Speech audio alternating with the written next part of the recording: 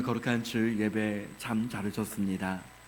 하나님 아버지의 크신 은혜와 축복과 평강이 우리 모든 성도님들 한 분 한 분 가정과 모든 삶 속에 충만하게 함께 하시길 예수님의 이름으로 축복합니다. 우리 서로 사랑합니다. 축복합니다. 인사 나누겠습니다. 사랑합니다. 축복합니다. 하나님의 말씀을 읽다 보면 우리의 이성으로는 도저히 믿을 수 없는 사건들이 많이 있습니다. 그런데 그 모든 것이 믿어지는 비결이 있습니다. 물론 하나님의 은혜로 믿어지는 것이지만 창세기의 말씀이 믿어지면 모든 것이 믿어지기 시작됩니다. 특별히 창세기 1장 1절에 태초에 하나님이 천지를 창조하시니라, 그 말씀이 믿어지는 순간 그 하나가 하나님의 모든 말씀이 믿어지게 됩니다. 하나가 중요한 줄 믿습니다. 오늘 이 시간 드리는 이 예배가 우리에게 너무나도 중요한 예배인 줄 믿습니다. 요나서의 말씀을 읽다 보면 우리의 이성적으로 이해하기 힘든 부분이 많이 있지만 요나서의 짧은 말씀을 통해서, 특별히 요나서 1장의 말씀을 통해서 하나님은 살아계시고 역사하여 주시며 하나님의 사랑이 얼마나 크신지를 우리에게 보여주고 있습니다. 하나님은 말씀하시기를 기뻐하시는 분이십니다. 창조의 때에 말씀으로 창조하셨고, 아브라함을 말씀으로 부르셨고, 모세에게 말씀하셨고, 오늘 우리가 읽은 요나에게도 하나님의 말씀이 임했습니다. 1절에 여호와의 말씀이 아미떼의 아들 요나에게 임하니라 이르시되, 어떤 말씀입니까? 2절에 너는 일어나 저 큰 성읍 니느웨로 가라. 일어나라 라고 하는 것은 때로는 주님의 중대한 명령을 내리실 때 쓰여지는 단어가 일어나라입니다. 성경의 여러 곳에 쓰여졌는데 이사야 60장 1절 말씀에 일어나 빛을 발하라, 사도행전 10장 20절에 일어나라 의심하지 말고 함께 가라, 베드로에게 일어나 가라라고 말씀하셨습니다. 요나서 1장만 보아도 3절 6절 말씀에 일어난다라고 하는 표현이 또 쓰여졌습니다. 하나님께서 요나에게 저 큰 성읍 니느웨에 가서 니느웨 사람들에게 소리쳐서 외치라, 말씀을 전하라, 복음을 전하라 라고 말씀하셨습니다. 니느웨는 그 당시에 아수르 제국의 수도였습니다. 당시의 아수르는 세계 역사를 주름잡던 강대국이었습니다. 요나가 생각할 때 이해가 안 되었습니다. 아수르 사람들은 굉장히 잔인하고 악명이 높았습니다. 우리가 읽은 1장 2절 말씀에도 그 악독이라고 하는 단어가 나옵니다. 얼마나 악했으면 그 악독이라고 했겠습니까? 나훔서 3장 1절 말씀에는 니느웨의 성을 가리켜서 화 있을진저 피의 성이여, 하나님께서 니느웨 성을 피의 성이라고 말씀하셨습니다. 피의 성, 이름만 들어도 무시무시하지 않습니까? 이스라엘과 아수르는 당시에 적대국이었습니다. 거기에다가 여러분 성경에 보면 이방 사람들에게 복음을 전하고 말씀을 전한다라고 하는 것은 금기시 되었습니다. 사도행전 말씀만 보아도 베드로 사도가 이방인에게 복음을 전하고 또 세례를 베풀 때에 얼마나 힘이 들었습니까? 더욱이 구약시대에는 요나는 더더욱 이해가 안 되었습니다. 하나님, 어떻게 그 이방 사람들에게, 적대국에게 하나님의 말씀, 복음을 전하라고 말씀하십니까? 잠이 안 올 정도로 많은 고민이 있었을 것입니다. 왜 니느웨입니까? 왜 아수르 사람들입니까? 요나는 니느웨로 가기 싫으면 그냥 다시스로도 가지 말고 아무 데도 가지 말고 가만히 있지 왜 떠났을까라고 하는 생각이 듭니다. 우리가 읽은 본문 3절 말씀에는 그 이유가 있습니다. 두 번이나 똑같은 말씀이 반복이 됩니다. 여호와의 얼굴을 피하여, 여호와의 얼굴을 피하여. 요나는, 또 유대 사람들은 생각했습니다. 하나님은 자기의 나라에만 계신다라고 그렇게 생각을 했습니다. 그래서 요나가 생각할 때는 계속 머물러 있으면 하나님께서 계속 말씀하실 것이다 라고 하는 그 생각이 들었습니다. 얼마나 요나 입장에서는 부담스럽겠습니까? 결국 하나님이 계시지 않는 곳으로 도망할 궁리를 하다가 다시스로 향하기로 마음을 먹은 것입니다. 니느웨는 지금의 이라크, 중동 아시아 쪽에 있습니다. 다시스는 그 위치에 정확히 잘 알지는 못하지만 니느웨하고는 반대쪽에 있는 어느 항구 도시, 멀리 있는 도시다라고 그렇게 알 수 있습니다. 되도록 멀리 반대 방향으로 향하기를 작정하고 욥바로 내려와서 거기서 배를 타고 드디어 하나님의 얼굴을 피하여 떠난 것입니다. 처음에는 모든 것이 다 순적해 보였습니다. 다시스로 가는 배를 만나고 잘 되는 것 같았습니다. 이스라엘 나라만 벗어나면 하나님의 얼굴을 피할 수 있을 것이다 라고 그렇게 생각을 했습니다. 요나는 다시스로 가는 배를 탈 뿐만 아니라 더 하나님의 얼굴을 피하고 싶었습니다. 배를 타자마자 배 밑창으로 내려갔습니다. 요나가 생각할 때는 이제는 완전히 하나님의 낯을 피하였다라고 생각했을 것입니다. 배 밑창까지 내려가서 눕자마자 깊은 잠에 빠졌습니다. 요나가 며칠 동안 고민하며 잠을 이루지 못했음을 알 수 있습니다. 얼마가 지났는지 모르지만 바람이 불기 시작하고 배가 심하게 요동하고 하늘이 깜깜해지고 예사로운 바람이 아닙니다. 점점 무서운 그 풍랑이 배를 휘몰아치고 있었습니다. 얼마나 상황이 어려웠으면 4절 말씀에 보면 배가 거의 깨어지게 되었다라고 말합니다. 선원들이 배를 가볍게 하기 위해서 배에서 짐을 던집니다. 자신들의 신을 불러보고 아무리 노력을 해도 풍랑은 잦아들지 않습니다. 그렇게 배가 심하게 요동치고 있었지만 요나는 여전히 깊이 잠이 들었습니다. 어떤 의미에서 요나의 깊은 잠은 그냥 잠이 아니라 영적인 깊은 잠이 든 것 아닙니까? 그때 선장이 요나를 깨웁니다. 요나가 하나님을 믿는 사람이라는 것을 알았던 것 같습니다. 너의 하나님께 기도해봐라. 믿지 않는 사람들도 때로는 압니다. 하나님은 살아계신 하나님, 전능하신 하나님이신 줄 압니다. 그러나 믿지 않는 것입니다. 그런 의미에서 여러분, 저와 우리 모든 성도님들에게 믿음이 있다는 것, 믿음의 발걸음을 내딛고 하나님께 예배를 드린다는 것, 이것이 바로 은혜요 축복인 줄 믿습니다. 4절 말씀에 여호와께서 큰 바람을 바다 위에 내리심에, 하나님은 천지 만물을 만드신 하나님이십니다. 모든 자연 법칙을 만드신 분이 하나님이십니다.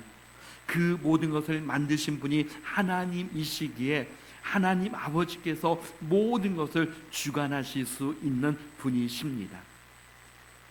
예수님께서 풍랑이는 바다에서 그 바다를 향해서 말씀하실 때 마가복음 4장 39절 말씀을 다 같이 읽어보겠습니다. 예수께서 깨어 바람을 꾸짖으시며 바다더러 이르시되 잠잠하라 고요하라 하시니 바람이 그치고 아주 잔잔하여 지더라. 아멘. 주님의 그 말씀 앞에 바람이 잔잔해지고 고요해졌다라고 그렇게 말씀하고 있습니다. 그 배에 탄 사람들은 이와 같은 풍랑이 누구로 인하여 생겼는지 배 안에 있는 모든 사람들이 모여서 제비를 뽑았습니다. 여러분, 그 상황에서 제비를 뽑을 경향이 있었겠습니까? 선장의 마음속에 제비를 뽑아야겠다라고 하는 마음을 주신 분도 하나님이십니다. 그 제비를 뽑았는데 요나가 그 제비에서 뽑혔습니다. 그때 요나가 고백합니다. 나는 천지 만물을 창조하신 하나님을 섬기는 히브리 백성인데 하나님이 니느웨로 가라고 하신 말씀이 싫어서 도망하다가 이렇게 됐습니다. 비로소 요나가 정신을 차린 것입니다. 이 풍랑이 자기 자신으로 인하여 온 것임을 깨달았습니다. 선원들이 물어봅니다. 어떻게 하면 좋습니까? 나를 바다에 던지십시오. 배에 있는 선원들은 요나를 바다에 던지지 않으려고 무척 애를 썼습니다. 배를 육지로 향하여 보기도 했고 여러 가지 많은 방법이 있었지만 도저히 불가능했습니다. 풍랑은 더 심하게 몰아쳤습니다. 결국 견디지 못한 선원들이 눈물을 머금고 요나를 들어 바다에 던졌습니다. 요나가 나를 바다에 던지시오 라고 하는 말은 어디에서 온 것입니까? 책임감입니까? 이 말은 그냥 책임감만은 아닙니다. 요나는 선지자로서 하나님이 말씀하신 것은 반드시 이루시는 분임을 알았습니다. 한편으로는 하나님이 어떤 분이신지 알았기에 아브라함이 가졌던 믿음같이 하나님께서 준비시켜 주실 것이다 라고 하는 그와 같은 믿음이 있었을 것입니다. 15절에 요나가 바다에 던져지는 순간 바다가 뛰노는 것이 곧 그쳤습니다. 더 나아가서 우리 17절을 한번 다 같이 읽어보겠습니다. 여호와께서 이미 큰 물고기를 예비하사 요나를 삼키게 하셨으므로 요나가 밤낮 3일을 물고기 뱃속에 있으니라. 아멘. 여호와께서 이미 큰 물고기를 예비하사.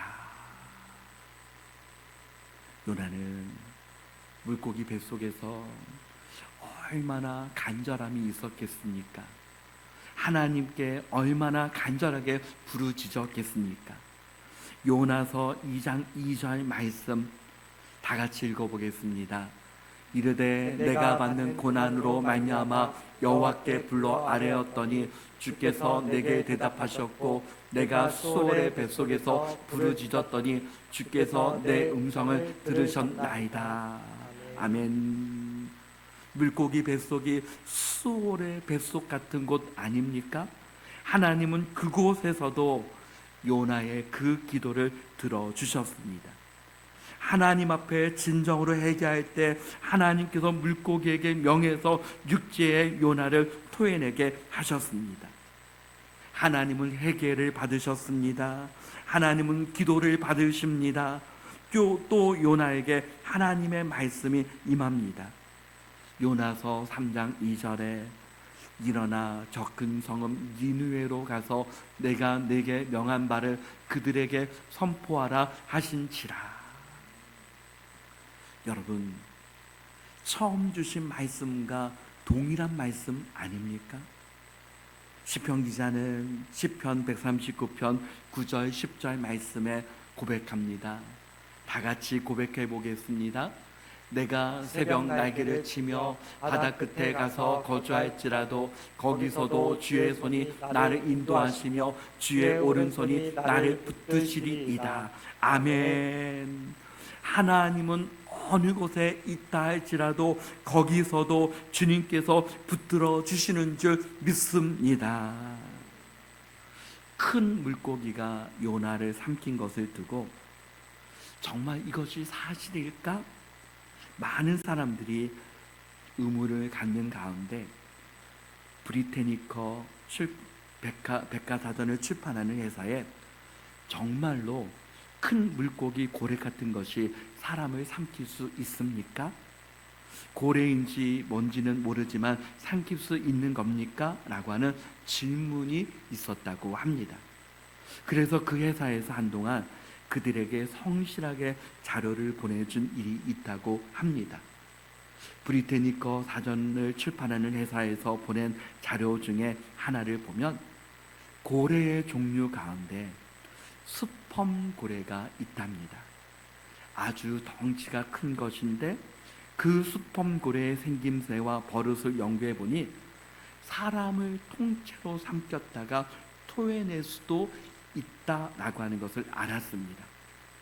일단 사람이 물고기 뱃속에 들어가면 그 뱃속에는 어느 정도의 공기가 남아 있다고 합니다. 그 공기를 가지고 그 공기를 마시면서 3일 정도를 견딘다고 합니다. 온도는 섭씨 42도 정도. 엄청난 찜통 더위 아닙니까? 중요한 것은 무엇입니까? 어떤 고래냐라고 하는 것이 중요한 것이 아니라 하나님은 살아계시고 역사하시기에 모든 것이 가능한 하나님이신 줄 믿습니다.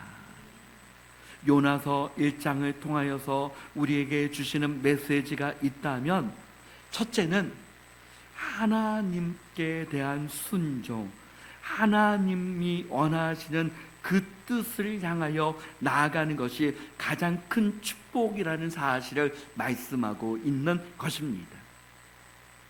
요나가 사실 여러분 불순종 이후에 다시 그 큰 풍랑을 만나고 물고기 뱃속에서 사흘 있다가 나와서 결국에 똑같지 않습니까? 제자리 아닙니까? 똑같은 말씀이 또 요나에게 임하지 않았습니까? 때로는 어떤 부분에 있어서 잘못된 어떤 루틴이 우리에게 계속되고 있다면, 어떤 잘못된 그 상황이 계속 나에게 반복이 되어져 있다면, 여러분 믿음의 사람들은 그것을 뛰어넘는 것이 무엇인지를 다시 한번 기도하고 생각해 보아야 합니다. 그것을 뛰어넘는 것은 무엇입니까? 그 은혜, 그것을 돌파할 수 있는 비결은 하나님의 말씀을 믿고 순종하는 것임을 믿습니다. 저도 때로는 생각합니다. 잘못된 것이 나에게 반복대로 다가올 때, 반복되어질 때, 하나님, 이것을 뛰어넘으려면 어떻게 해야 합니까? 이것을 돌파하기 위해서는 제가 어떻게 해야 합니까? 그것은 바로 하나님의 말씀을 믿고 순종의 발걸음을 내딛는 길인 줄 믿습니다. 두 번째는 때로는 풍랑이 하나님께서 주시는 은혜와 축복이 된다는 사실입니다. 사실 풍랑이 하나님의 은혜와 축복이 된다라고 하는 것은 누가 보아도 잘 이해가 되지 않습니다. 그런데 요나에게는 하나님께서 원하시는 그 니느웨가 아닌 다시스로 갈 때 하나님이 원하시는 정반대로 가는 요나를 그대로 방치해 두는 것이 아니라 하나님이 원하시는 방향을 향해 돌려주시는 것, 이것이 바로 하나님의 은혜와 축복이 되는 것임을 믿습니다. 세 번째는 하나님의 그 크신 사랑이 얼마나 크신지를 알게 하셨습니다. 요나는 아수르 사람, 니느웨 사람이라면 마땅히 망해도 된다라고 생각했던 것 같습니다. 그러나 결국 요나를 통해서 하나님은 니느웨 성에서 큰 구원의 역사를 이루시길 원하셨습니다. 요나가 니느웨 성에 가서 하나님의 말씀을 전했을 때 요나서 3장 5절 말씀을 우리 다 같이 읽어보겠습니다. 니느웨 사람들이 하나님을 믿고 금식을 선포하고 높고 낮은 자를 막론하고 굵은 배 옷을 입은지라. 아멘. 왕으로부터 모든 사람들이 동물에 이르기까지 배 옷을 입고 회개의 역사, 구원의 역사가 일어났습니다. 하나님은 니느웨 성까지 사랑하시는 하나님의 그 크신 사랑이시기 때문입니다. 넷째는 요나를 향하신 하나님의 뜻을 알게 하셨습니다. 더 나아가 여러분, 나를 향하신 하나님의 뜻과 계획 아니겠습니까? 요나는 니느웨 성의 회개와 구원의 역사가 일어날 때 그의 반응은 놀랍게도 심히 싫어했고 성을 냈습니다. 하나님의 선지자라면 여러분, 그 성이 구원의 역사가 일어나면 기뻐하고 춤을 춰야 되는데 심히 싫어했고 성을 내었다라고 말합니다. 하나님 그런 분인 줄 알았습니다. 하나님께서 저에게 니느웨로 가라고 할 때 하나님이 그런 분이신 줄 알고 제가 안 가려고 했던 것입니다. 얼마나 어리석습니까? 하나님은 그럼에도 불구하고 요나를 너무나도 사랑하시고 너무나도 귀하게 여기셔서 요나를 위해서 준비하신 것이 있습니다. 요나 4장 6절 말씀 다 같이 읽어봅니다. 하나님 여호와께서 박넝쿨을 예비하사. 아멘. 박넝쿨을 예비하여 주셔서 그 뜨거운 사막과 같은 땅에 박넝쿨을 통해서 요나의 머리를 가리어 주셨습니다. 요나가 박넝쿨로 인하여 심히 기뻐했다라고 말합니다. 요나서 4장 7절 말씀에 하나님이 또 무엇을 준비하셨습니까? 하나님이 벌레를 예비하사. 벌레를 통해서 그 박넝쿨을 갉아 먹게 하셔서 그 박넝쿨이 시들어 버립니다. 그때 요나의 반응은 심히 화를 내고 죽기를 구하면서 제가 사는 것보다 죽는 것이 더 낫습니다 라고 그 하나님께 성을 냅니다.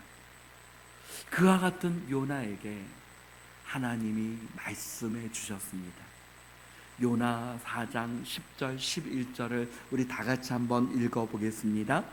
여호와께서 이르시되 내가 수고도 아니하였고 재배도 아니하였고 하룻밤에 났다가 하룻밤에 말라버린 이 박넝쿨을 아꼈거든. 하물며 이 큰 성읍 니느웨는 좌우를 분별하지 못하는 자가 12만여 명이요 가축도 많이 있나니 내가 어찌 아끼지 아니하겠느냐 하시니라. 아멘. 한 영혼을 사랑하시고 그 한 영혼이 바로 요나를 사랑하여 주셔서 깨닫게 하여 주시고 하나님을 더 알게 하시고 하나님의 선지자로 더 세워주시고 그 사명을 감당케 하여 주시는 하나님의 놀라신 그 은혜를 알게 하셨습니다. 사랑하는 성도 여러분, 이 사랑이 저와 우리 모든 성도님들을 향하신 하나님의 사랑인 줄 믿습니다. 때로는 하나님 왜 니느웨의 성입니까?